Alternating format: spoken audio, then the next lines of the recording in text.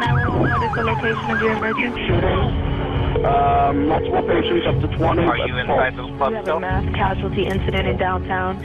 Are you injured?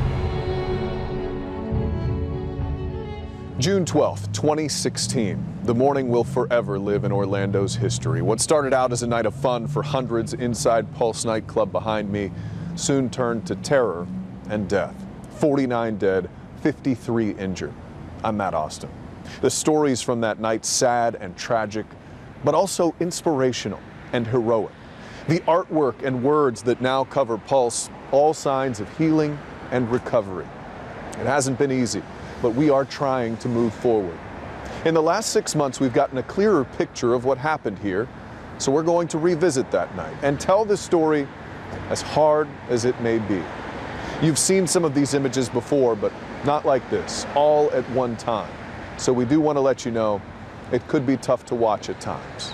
But as we look to understand it all, we have to look at where we've been, what we now know about that night, and how it has changed us.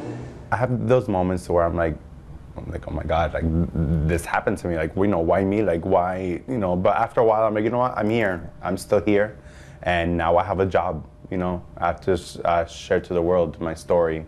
I have to bring other survivors together, share our story together. Directly after Pulse, this whole community came together and stood as one. And that really hasn't diminished. It's enlightening to see. It almost brings tears to your eyes when you realize that hasn't gone away. Certainly no one could have predicted such a tragedy, but when tragedy did strike, our community rallied behind the victims, behind the families, behind our first responders, and it was just so overwhelming. It's awful Pulse happened. The result, though, was that Pulse brought this entire community together, gay, straight. No matter what ethnicity you are, it brought this entire community together, and it's still together. And I just hope we can hang on to that. As Central Florida still tries to heal, the word Pulse is at the center of that journey. We've all come to learn how this place became the heart of the local gay community. Opened in 2004 by Barbara Poma and a friend in honor of her brother who died of AIDS, it became a safe haven. We don't yet know what it will become in the future. What we do know is before June 12th, this was a place of pride and special moments.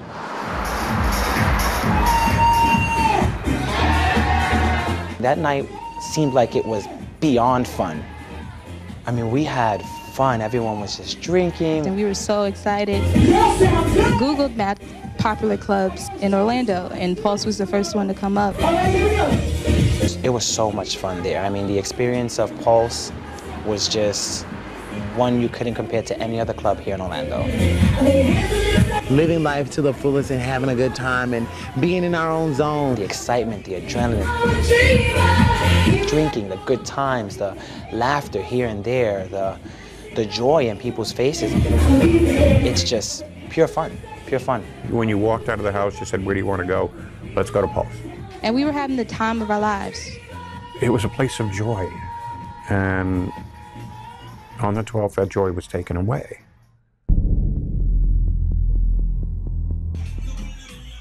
On Sunday morning, early morning, we were just having a great time.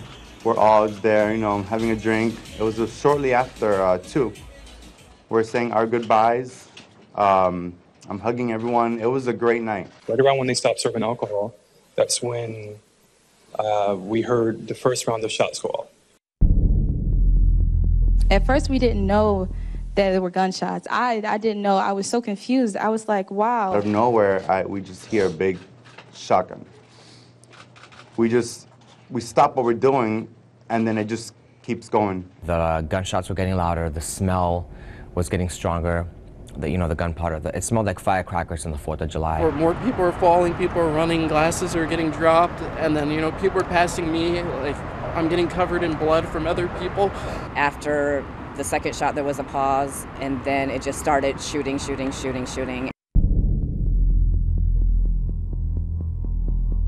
A little after 2 o'clock in the morning, he hears gunfire, sees a person shooting, at people inside the club right near the doorway, and Officer GRULER immediately engages with the suspect and exchanges gunfire with him.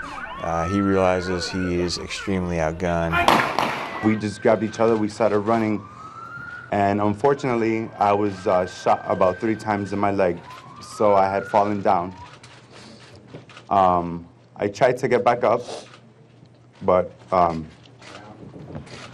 everyone started running everywhere. I got trampled over. Let's go, let's go. I shattered and broke my bones on my left leg. Yo, who was shooting like that in there? I don't know. Shots go off. How many? The initial one was about 3 or 4. That was a shock. 3 or 4 shots go off, and you could just tell it was a high caliber. Everyone froze. I'm here in the back, and then I saw people start pouring into the back staff hallway, and they just started to impact everyone. Look. Everybody's running. Everybody's running. I was notified by one of our deputy chiefs, and have you been notified of this? And I said, no. And so I immediately got dressed and headed down there to the scene. 911, what is the location of your emergency? Shooting at pools. There's a shooting, active shooting at pools. Where? Where are you? It's in the Orange Avenue Pools nightclub. Pools nightclub? Yeah. They're shooting. They're like this. Oh my God. Okay, stay on the phone with me. Don't hang up. Emergency 911, this is Dr. Lawrence. Being recorded. Oh my God, India, I kept shooting in there. Who got shot in there, India? There's a guy that got shot. When they first relayed the information to me, even I was surprised and in shock. Oh my God, they're all shooting back and forth. What's going on at Pulse nightclub? I don't know. We're hearing gunshots like crazy. Man. Okay, hold on the line for Orlando Police Department. Try to get yourself somewhere safe. Don't hang up the phone. Look, he's shot. Look. Shot. Oh my God, Jesus. They said, no, we had an officer there. It's a shooting. There are multiple people who have been shot. Heads up, we got a shooting. Multiple patients, up to 20 at the Pulse. Do you have a mass casualty incident in downtown? Oh my God. Shotgun. He knows the layout of the club, and he saw the shooter go to the north, further towards the patio. So Officer GRULER made his way around to the east side of the club and again exchanged gunfire with the suspect. And in the meantime, he's calling for backup. Multiple officers are responding. There's a whole bunch of ambulance cops coming right now. Over 300 officers from multiple agencies all through Central Florida responded. So as officers are getting there, assessing the scene, hearing the gunshots, they quickly realize they have an active shooter situation. We need to form up several teams and go in. I need everyone to come here and sit down in this car. I need everyone to sit down on this car. Where's my son? I know, sit down. Hey, sit down, sir. Any Orange County unit that may have engaged in gunfire, advise. We are working in active shooters. It's at Pulse. You hear the screaming, and I look behind me and I see the bodies falling, and the VIP lounge, they were falling, and there's blood everywhere. The guy next to me shot, he falls, and I'm like, yep, I drop with him. Hey, I get Seminole County Fire on the line. They want to send units to help. If you could picture a nightclub at 2 o'clock in the morning, it's completely dark in there. There's strobe lights going, there's mirrors, it's very confusing, there's music going. I'm just screaming, open the door, and no one's moving because they're scared. And there was only one choice: either we all stay there and we all die, or I could either take the chance to get shot, save everyone else. And I jumped over, opened that latch, and we got everyone as we can out of there. Out of the office. They're coming out. And you can see people running out of every exit, jumping over things, falling over each other. People are screaming. Are you inside the club still? Yeah. Are you injured? No. Can you see the shooter? Or do you know? I'm in the sitting room with a whole bunch of people, and there was a lot of gunshots outside the sitting room. You're in the sitting room? Yeah. Okay. Stay in the safe. They're shooting. Stay at a safe location, or get to a safe location if you can. We have people on the way to the club. Okay? Can you stand up home? Headquarters, has that female in the bathroom said anything about the number of people that are in there? It's coming through a text message that she's texting someone and they called us. They're afraid to text because they're saying the shooter is in there. They're saying that there is somebody injured in there, but we're not getting much 1014 out of that. There's the triage on Orange and Cayley at the 7-Eleven. Yes. There's a way to get to several victims by going West Cayley from Delaney. It's like something grabbed me. And I kind of fell onto my knees on the sidewalk, and my boyfriend's like, you gotta keep running, you can't stop. And I just said, they're still there. We left them there, we have to go back, and I wanted to go back so badly. Do we have any more that are coming out, victims? We are still handling with victims inside. I'll never forget that feeling of kneeling on the sidewalk thinking, you know, the whole night flashing before me, the last thing they said, the way they looked, the last way they looked at each other, and so that will stick with me forever. Everybody's just trying to get out. People were jumping the fence. You know, people were jumping on tables to jump over the fence. All I saw was, unfortunately, when I looked in where my DJ booth is, I could see inside the club is just people laying on the floor. Back up, back up, back up, back up, back up. He goes up to the front, and I think that's when he's battling against the cops. I just hear shotguns going all over the place. Your shield will not stop AK fire. It is not rifle certified. No shields we have are. Let's go! Let's go! I'm looking up, and some cops, which I wish I can remember his face or his name, because to this day, I'm grateful for him. He looks at me, he makes sure that I'm alive, and he grabs my hand and he's like, this is the only way I can take you out. I'm like, please carry me because I'm in pain right now. Couldn't walk or anything. So he starts to drag me out across the street to the Wendy's, and I'm grateful for him, but the floor is just covered in glass. So he's dragging me out while I'm just getting cut. There's some others coming out. Got them. I got this one. Please help my friends. They're up there. They're very injured. They're coming. Okay. Is there no suspects up there? Put your hands behind your back. Put your hands behind your back. Hey, who has that pickup truck? We may be able to use it behind the eyes once they start bringing more people off, please. We quickly got about 5 patients, and that was a lot for us, and we thought maybe that was going to be it, and then they started lining up in the hallway. They weren't being brought in by ambulances. There was no paramedics coming in and giving us report and dropping them off. It's chaos right now. They were being dropped off in truckloads and in ambulance loads. They're bringing them out this back door. Yeah, we got it. Keep them coming this way. I think it's pure instinct. You know, hey, the hospital's right down the road. Bring them back farther.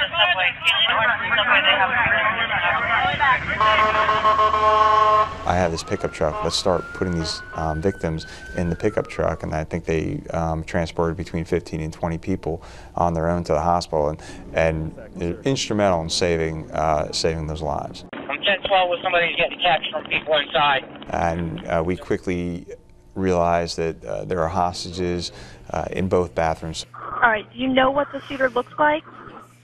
No. Okay. And no one you're with is injured? No. Okay. Listen, sir, I want you to stay where you are, where you feel safe, okay? Keep the phone with you. They have deputies working the incident, or officers working the incident, okay? I have to answer other calls, but keep the phone with you. Stay where you are if you feel safe there, okay? No, he's gonna kill us. All right, I'm with somebody who's texting with someone in the bathroom.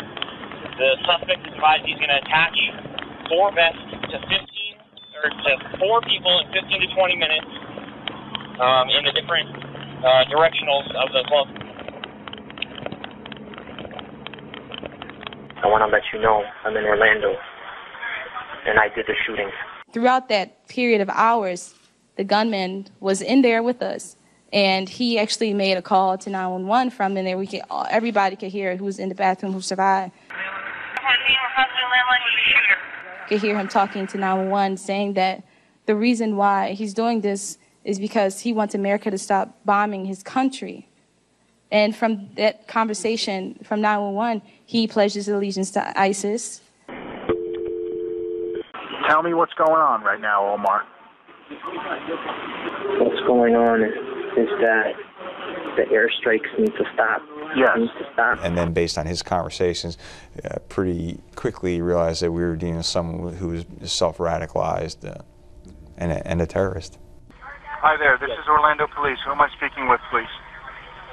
You're speaking with the person who pledged his allegiance to the Islamic State, Abu Bakr al-Baghdadi, Hafizullah. Okay. Can you tell me where you are right now so I can get you some help? No, because you have to tell America to stop bombing Syria and Iraq. They're killing a lot of innocent people. So what am I to do here when my people are getting killed over there? You get what I'm saying? I do. I completely get what you're saying. What I'm trying to do is prevent anybody else from getting in. They need to stop the U.S. airstrikes. He was behind a glass bathroom door. So what a lot of people don't realize is an assault or an entry into that glass door would have been dangerous not only for the officers, but more importantly, it would have been extremely dangerous for the hostages in there. So if you could picture yourself as the bad guy, as the suspect, and you see the glass door and you see officers approaching, you know, we believed he would immediately open fire. And what do we know? That officers would have returned fire, you know, possibly killing hostages. So to us, that was not an option. You know, we had been communicating with him, you know, trying to get this peacefully resolved.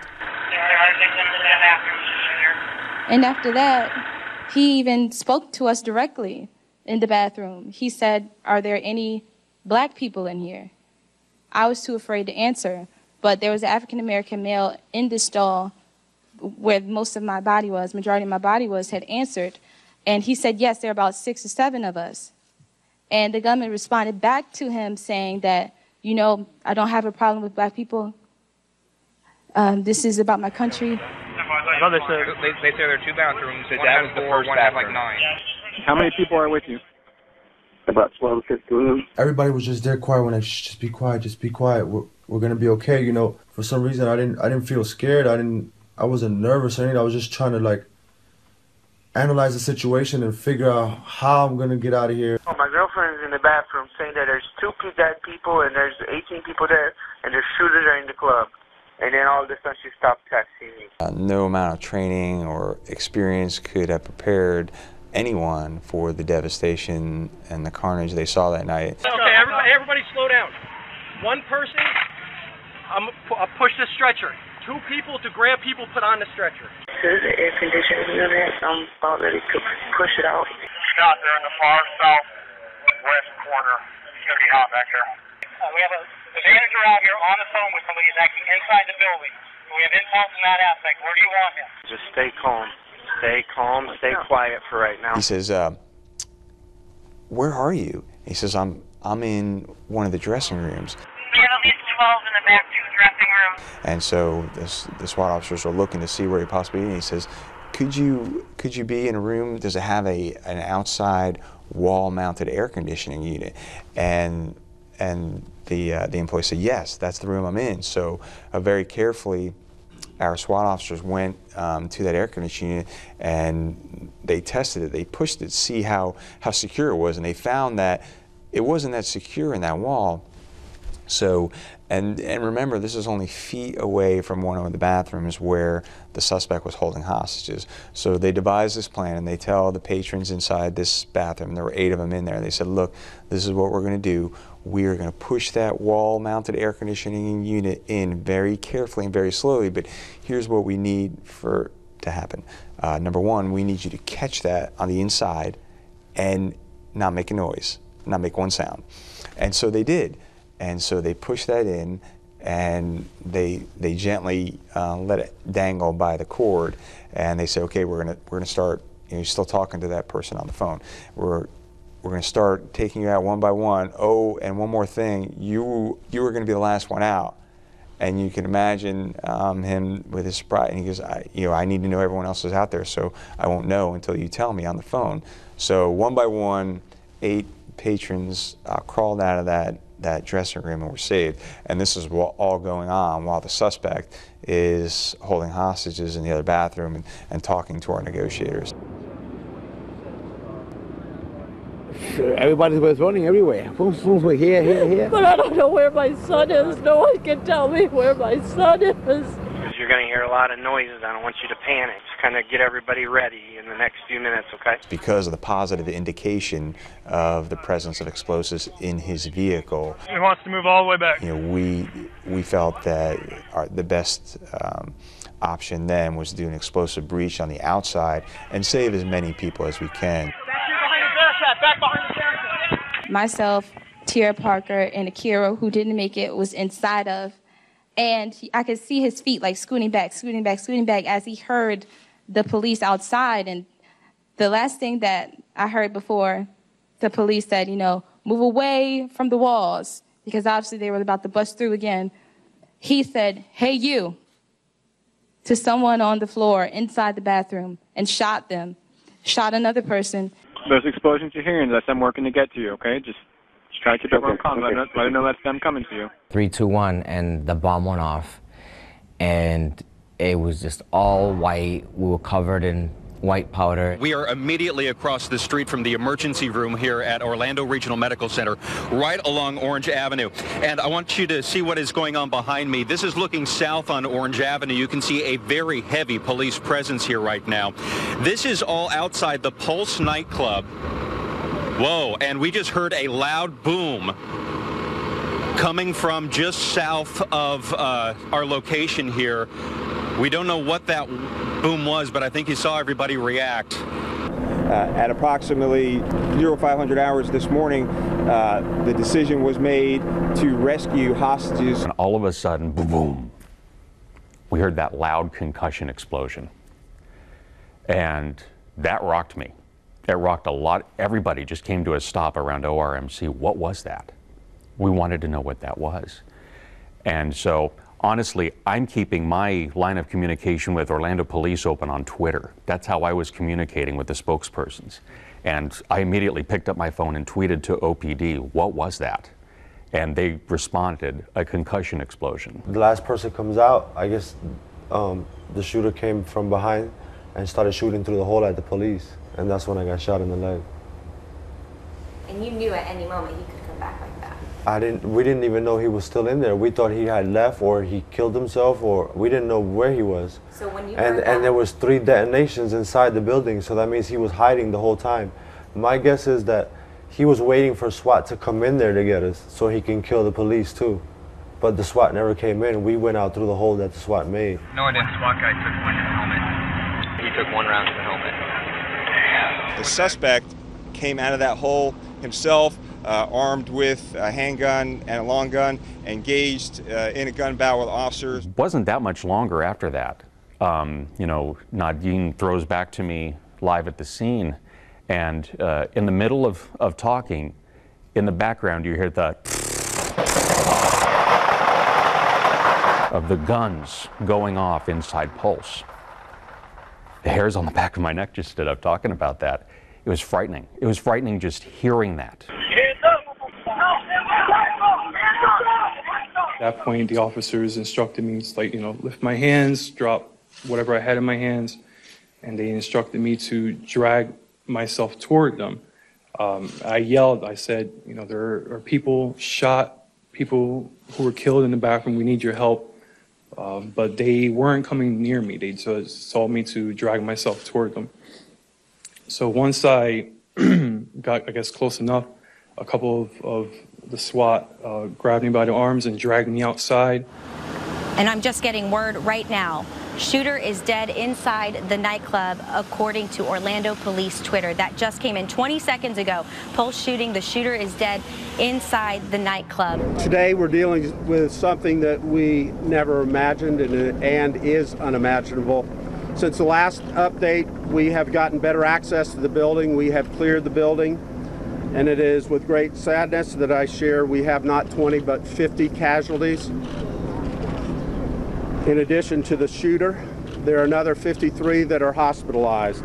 I'm just taking notes, and Mayor Dyer started by saying confirmed 50 people dead, and I dropped my pen. And you guys didn't, the viewers didn't see this at this point because the news conference went on for several minutes, but we were frozen. I mean, tears started welling up in our eyes, and we were frozen when we heard the number jump to 50. Well, we just got here not too long ago, and we know we have some friends that are in the hospital. I don't know exactly what's going on here. That's why we're here to figure that out. I know he's going to be good. He's just that we haven't found it, and I don't lose faith or hope. Erica, lots of loved ones hoping for some sort of clarity, and in many cases hoping that it won't end the way that they fear. And Eric, unfortunately, I can tell you a little while ago, a team of doctors walked over here from ORMC into Hampton Inn, met, I'm assuming, with the families, and then family members came out just devastated, crying, holding one another, praying out loud. It was just such an emotional sight to see. And as families wait for answers, the community is not waiting to get results. No, they came out in force outside this blood bank. Look at that. It wrapped around the center on Michigan Street. The support's so vast. One Blood is now at capacity. They're asking people to come back in the coming days so they can kind of spread out their resources. Good evening. All around the world, people are trying to come to terms with the horrific events that took place in Orlando this morning. On behalf of the whole theatre community and every person in this room, our hearts go out to all of those affected by this atrocity. All we can say is you are not on your own right now. Your tragedy is our tragedy. Theatre is a place where every race, creed, sexuality and gender is equal, is embraced and is loved. Hate will never win. Together, we have to make sure of that. Tonight's show stands as a symbol and a celebration of that principle. This is the Tony Awards. The show is proof that history remembers. We live through times when hate and fear seem stronger. We rise and fall and light from dying embers, remembrances that hope and love last longer. And love is love is love is love is love is love is love. And those are words many in the Orlando community continue to try to live by every day. As I said, we needed to go back to try to understand where we are. Next, the survivors, the families, the community, and how the deaths of these 49 people have touched and changed their lives in the last 6 months.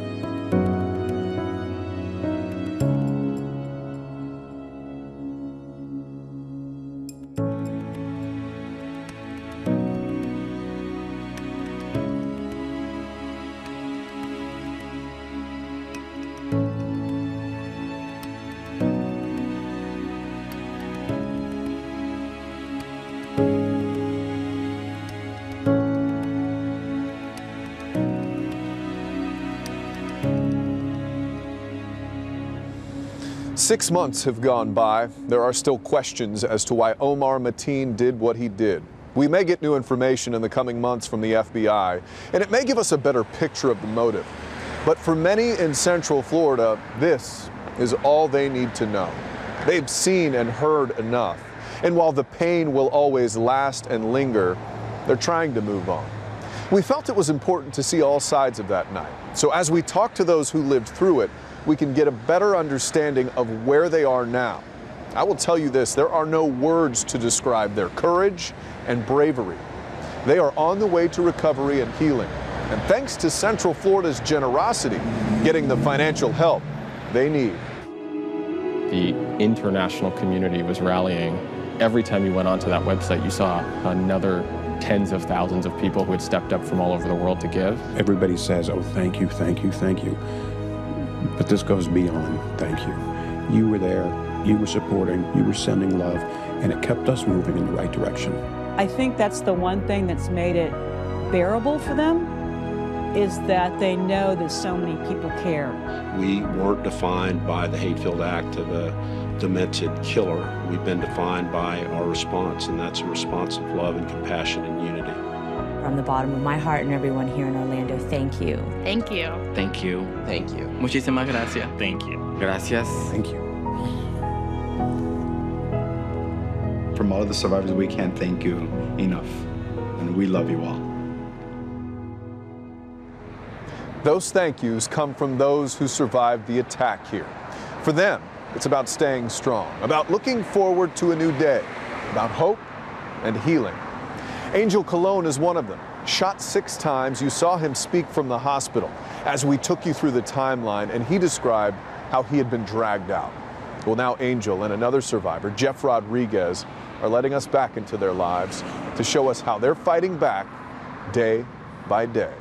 I remember people telling me, you know, they were scared to go into my hospital room. They didn't know if I was going to be this depressed angel, you know, this angel, you know, that doesn't want to talk to anyone anymore. And they were all surprised. They came in the room and I had a big, bright smile in my face. Angel Colon likes to be happy. He says everyone knows him as the person who laughs, who always lights up the room. The dark hours inside Pulse nearly changed all that. I remember when they dragged me out, I could still hear gunshots inside, and it was still going on. And I just had a relief when I was able to be outside, which it was still very scary because, you know, there were still gunshots going on while I was on the ground outside.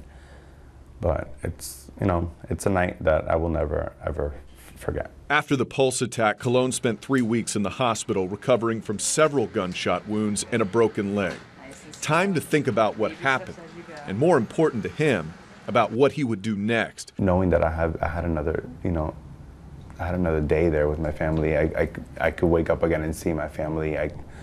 That feeling is the greatest feeling I've ever had in my life. He says the love from the community and from his family gave him the strength to heal, to walk again, and to spread a new message. It's something you can't really explain. It's so awesome knowing that a lot of people have our backs. Colon wants to go back to being a Zumba instructor, but it's still a struggle. He's walking a lot better now and has another surgery in a few months. Grateful he has a second chance at life. I would love to become a public speaker, you know, as far into the world as I can go and share my message. I would love to do that. And not just myself, but I want to bring, you know, the survivors with me, because it's just not my story. There's a lot of other stories that are so big. Like my story, you know, it's crazy and everything, but there's so many other stories that I've heard, and I've met so many other survivors, and I'm just like, wow, like we're all strong people. Survivors like Jeff Rodriguez, his story just as amazing. I think it's some miracle that I am alive. I'm not sure if I'm the miracle, but I know that I have many reasons to have passed away that night and even after, during surgeries and all my injuries, and I'm still here. Rodriguez was in one of the bathrooms targeted by Mateen. He took bullets to his leg and collarbone, losing a lot of blood and almost passing out. He was right next to the wall, blown in by police, injured by flying concrete. And they're like, get up, Jeff, you ready to get up? And I was like, you know, and then they lifted me up. I couldn't feel my leg. And I was like, I can't feel my leg, I can't feel my leg. And they lifted me up and like tried to stand on it. I couldn't, I couldn't. So they lifted me up by my arms, both of them, and then the SWAT or the police officers just dragged me out. 2 months in the hospital. He was one of the last to leave. Now, 7 surgeries later, he's faced a lot of challenges and admits it hasn't been easy. The last five months have been bittersweet. They've been bittersweet because a lot of good things have happened, but it's been also a struggle, and there's been a lot of difficult moments. So, but you know, we get through them. Physically, it's been tough. Rodriguez has spent most of his time in bed. He just started walking, most of the time with a cane. But like so many other survivors, what's touched him the most is how his life has given others meaning. It's been very surprising to receive this kind of love and support from all over the place. You know, I'm still receiving packages and letters, handwritten letters, till this day. Rodriguez is not exactly sure what's next, but does plan to make the most of it. I do believe that I'm here for a purpose, and I think we spoke that one of them may be to be more vocal about gun laws. He also wants to work in the entertainment field and travel. He could possibly move, knowing full well the pain will never be far away. This will be with all of us for the rest of our lives. So we're gonna be, this will always be with us, always. It's like a second chance that I got in life, and I can start fresh all over again. Rodriguez and Colon both now understand they may never fully come to terms with the night of June 12th, but they're looking ahead and staying positive about the future. I guess I'll have to take it day by day and, you know, make the best of this life that we have. I want the whole world to know about our community. I want the whole world to know that we are not these negative people, you know, that are only about partying, that are only about, you know, fighting. No, we are full of love, and I want the world, you know, to be able to support us as well. The morning after the attack here at Pulse, everyone went looking for answers, and there just weren't many. Why did it happen, and where do we go from here? Since nothing like that has ever happened before. People in our community had to step up and fill the void. People who were a part of the LGBT community now found themselves in a whole new place. People who now, 6 months later, truly know where we are and where we need to be going. It's hard to quantify exactly everything that's changed at the center because it's happening so fast. Meet Terry DiCarlo. Main thing is, how is Orlando doing now? He runs the center. For decades, a place where the gay, lesbian, bisexual, and transgender community could get information, advocacy, and support. When it comes down to the nitty-gritty, you still see everybody standing together as one Orlando community. And it's a pretty amazing thing to see. A place on Mills Avenue in Orlando with an important purpose, but not a big profile. All that changed 6 months ago. The center is not the same place it was before June 12th. The center was the center. It was the hub of the community. We did what we did. We had our community groups. June 12th happened, and people realized what the center's purpose really was. DiCarlo says the Pulse attack galvanized Central Florida. Yeah, we had a lot. People wanting to do something. A lot of stuff sent here. A lot of stuff sent here. Anything to fight back against the terror and the hate. It keeps coming in every single day. Every day the mail comes in. There's condolence books, cards, banners. Comes in every single day. The center suddenly became the place to go. Oh, really? The place where people could find a safe haven. They knew this is the first place they could run to. They wanted to be somewhere. They wanted to be around people. And they ran this way. And they realized, oh, we have a place to go. We don't have to sit home. For so many people here who are lesbian, gay, bisexual, transgender, the Pulse nightclub has always been a safe haven. And then when the president turned around and called the center ground zero for family and survivor recovery, it went worldwide. And we were getting calls from around the world. A new day has dawned.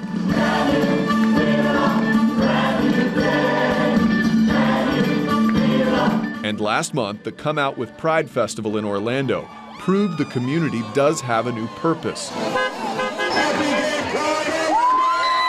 and is moving forward. Hundreds of thousands of people gathered around Lake Eola to remember the 49 lives lost at Pulse, all out to support each other, all in a new show of strength. You gotta remember, the last time we were all together like this, we were holding candles and we were all crying. So now we're all together, but we're standing as one, dancing and remembering those people.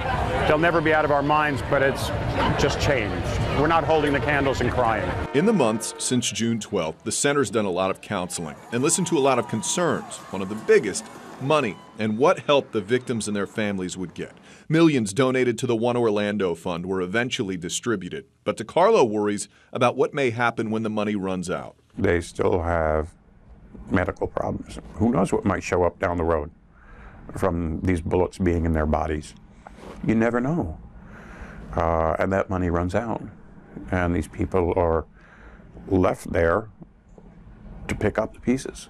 One thing he does know is there's a new level of acceptance across Central Florida for the center and the people it serves. It hasn't always been that way. You know, such a camaraderie was made after that day between every organization, LGBT, straight, you name it. Every church, everybody came out. I think it's part of the center's mission to hold that together, to make sure we don't lose that. It happened, everybody stood together. There's no reason we should go back to June 11th. Orlando has come together. What happened inside this club touched a lot of people, changed a lot of lives. None more than the families and friends who lost loved ones. The families and friends who had to deal with the pain, then had to try and see how they could make this mean something. One mom we met just hours after the attack has done just that. 6 months after the attack, she is making sure every day she continues to be a voice for her son. When I lost my only child, my son, Christopher, it totally changed who I was. Christine Leinonen. And here's a picture of him on his birthday. We first saw the mom of Christopher Drew Leinonen the morning of June 12th. Yeah, he's always smiling. Just hours after a gunman entered the Pulse nightclub. A mom outside the hospital, frantically looking for answers about her child. And we can't get a hold of my son at all. So I don't know where he is. I don't know if he's injured and being worked on, but they won't let us know. They're not letting us know any names of anybody. This is heartbreaking on so many levels. Her struggle became one that touched a lot of hearts. And if you could imagine that, and every parent can, because every parent has experienced that, if you could just multiply that by whatever degree your heart or your head can even wrap itself around, when you're looking for your child, when there's been a shooting and your child was at the club that there's been a shooting, and you know. Leinonen later learned her son was among the dead. Now, 6 months later, he remains a big part of her daily life. Even though it's sometimes is sad to look at these, but it gives me way more pleasure and happiness reminding me of Christopher and his life. Memories of Christopher are on her walls and even in her garden. I call it Christopher's Corner. But it's what she's doing outside the home. This will be his rainbow eucalyptus. That's giving Christine the greatest satisfaction. And when it matures, it will have a rainbow-colored bark. Now rallying for causes her son believed in. Because Christopher doesn't have a voice. His voice was erased. So as long as I have a breath, I will love my son, I will mourn for my son, and I will be a voice for my son until my last breath.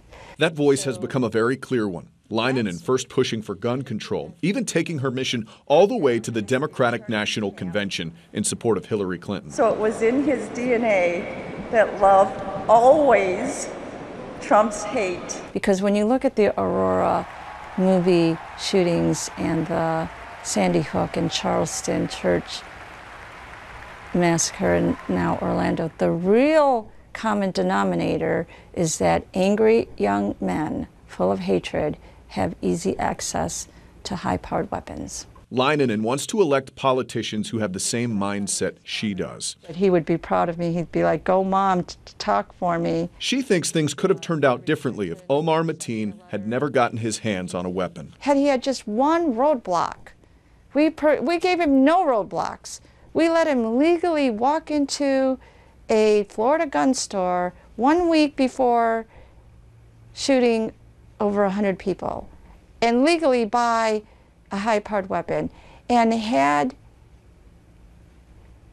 we at least given him one roadblock, maybe it wouldn't have happened. Leinonen is also pushing for gay rights. She says her son started a gay-straight alliance in high school. It was one of his loves, to help other people and help bring them together. After Christopher's death, his friends raised money to help Leinonen with the funeral. She told them she didn't need it, to do something good with it. Have you heard about the Drew Project? That's where her other passion, the Drew Project, was born. None of them had ever started a nonprofit before. Just want to spread a lot of love and a lot of awareness. They took that money as seed money and they... Thank you so much. They said, well, what could we do to honor Christopher? Well, we'll go into high schools that don't have a gay-straight alliance and make a gay-straight alliance, something that Chris did. Their goal is to go into middle schools and high schools and start GSAs, because Drew started GSA in his high school.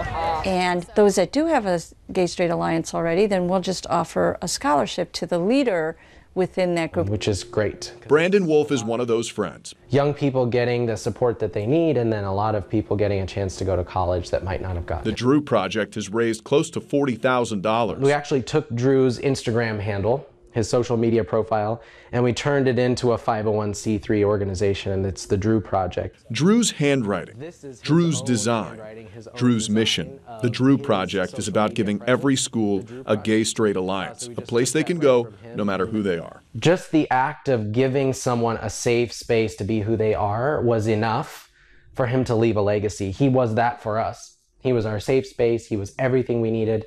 And so now we're trying to do the same thing. Helping make young people achieve something without being afraid. Finding light in the darkness, good in the bad, hope after the pain. But he literally had thousands of friends. It's a legacy those who knew Drew Leinanen say will never stop. Do I relive that night a lot? Yeah. Does it haunt me sometimes? Absolutely. But I think what makes it okay and what makes me feel like I can go on is the idea that I'm doing something for someone else. If anybody gets something positive out of this, then I feel like I've done my right work. I hope that there comes a point that other people become Christopher's voice so that I don't have to. So then I could go back. And I think that's going to happen. I trust that other people are going to be the voice for Christopher, that they are going to take up his causes and say, you know, enough is enough. It's inspiring to see how family and friends are moving forward. We also saw in the days and weeks after Pulse how deeply this tragedy affected Orlando police officers. As you saw and heard in the timeline, they lived this minute by minute, unbelievably tense moments trying to save lives with a gunman just a room or a hallway away. I sat down with Orlando Police Chief John Mina after he took me through the night of June 12th. I wanted to know, where do we go from here? And what about his officers? How are they doing? No amount of training or experience could have prepared anyone for the devastation and the carnage they saw that night. And we even had some combat veterans, you know, who had deployments to Iraq and Afghanistan, said they had never seen anything like it. So it's our #1 priority to make sure our officers get the counseling they need, and that counseling continues. Orlando Police Chief John Mina was there the night of June 12th, right next to his officers, on the ground at Pulse. Now, 6 months later, by their side at work and at home, helping them recover from the trauma, giving them the help they need, letting the world know what they went through. Our officers dealt with a very complex and difficult situation, and for people who had not been there or have not seen and walked in those officers' shoes, they have no right to judge those officers. Mina says a lot of the second guessing has gone away as more of the story behind that night has emerged and lessons have been learned.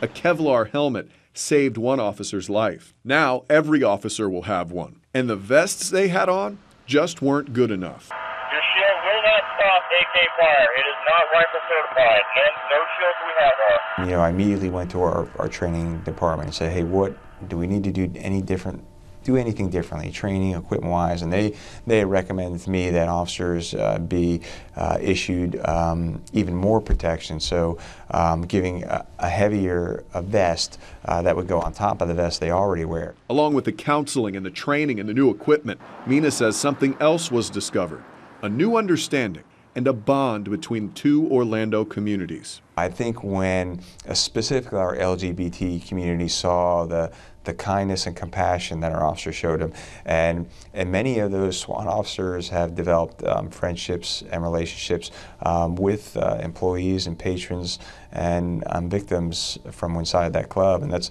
that's a bond that will always be shared and can never be broken. Mina says it's about moving forward, remembering what happened that night 6 months ago, remembering the 49 who died, remembering Orlando now joins a very tragic list. One of the things I asked Chief Kehoe from Newtown and Chief Oates from from former Chief Aurora. I said, what's the right time to recognize all this heroism? Not only heroism of our officers, but heroism from the patrons within inside the club. And they said, oh, we would wait. So I told them, I said, well, my plan was to do it after we get in the new building, and it would be, before the 1 year mark, but January, February. And they said that's perfect. So in a few months, Orlando will honor the heroes from June 12th, and there are many of them. But after that, where do we go? I'll have some final thoughts right after this special performance.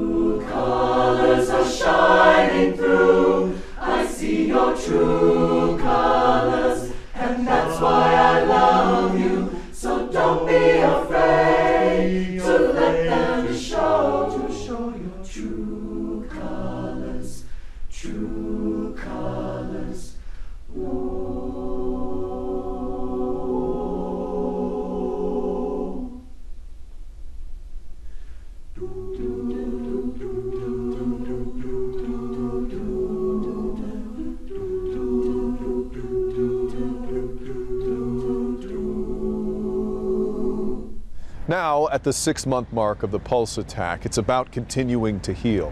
And as we head into the holidays, we will all need each other more than ever. News 6 was there at the beginning and will continue to be there in the coming months.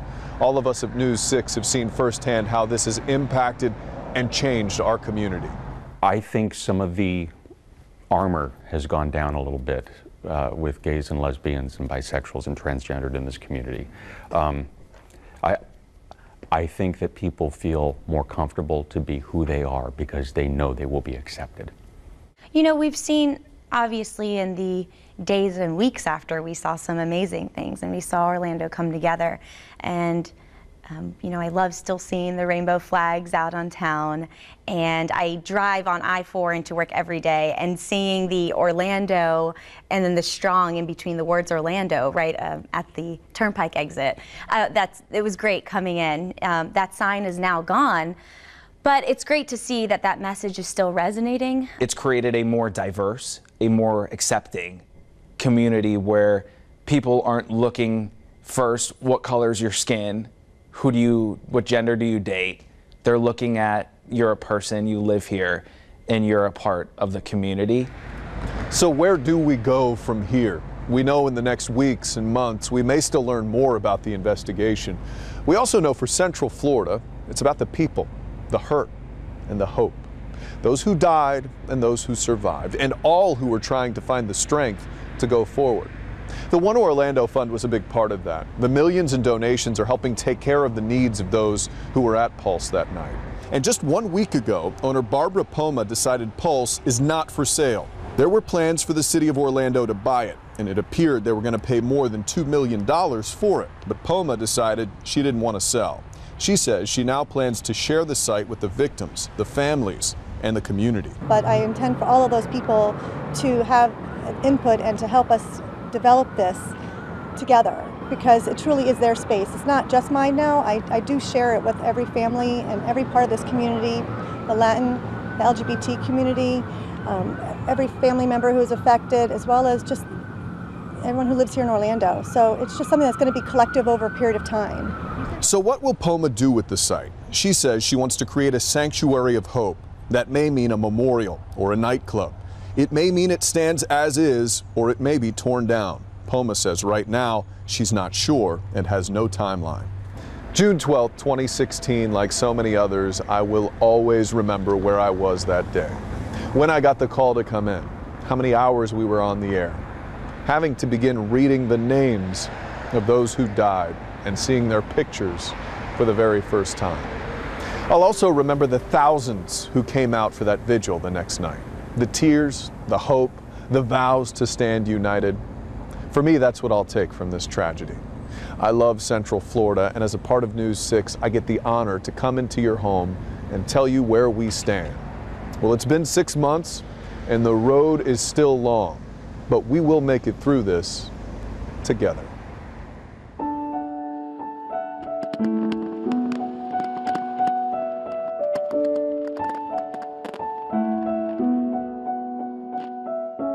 Stanley Almodóvar III, Amanda Alvear, Oscar A. Aracena Montero, Rodolfo Ayala Ayala, Antonio Davon Brown, Darrell Roman Burt II, Ángel Candelario Padro, Juan Chévez Martínez, Luis Daniel Conde, Corey James Connell, Tevin Eugene Crosby, Dionka Deidra Drayton, Simón Adrián Carrillo Fernández, Leroy Valentín Fernández, Mercedes Marisol Flores, Peter O. González Cruz, Juan Ramón Guerrero, Paul Terrell Henry, Frank Hernández, Miguel Ángel Honorato, Javier Jorge Reyes, Jason Benjamin Josaphat, Eddie Jamoldroy Justice,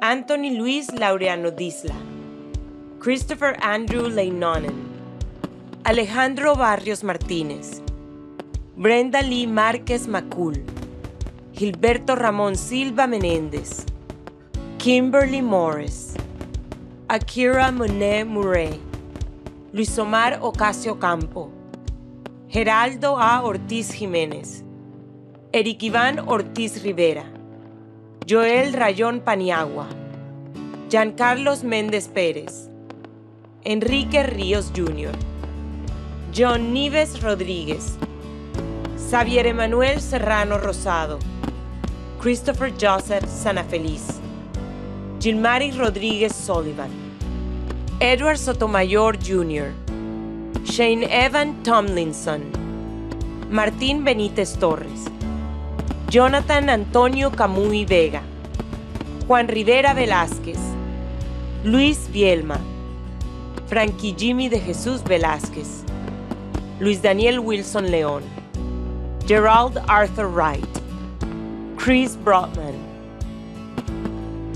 Cristina Grimy,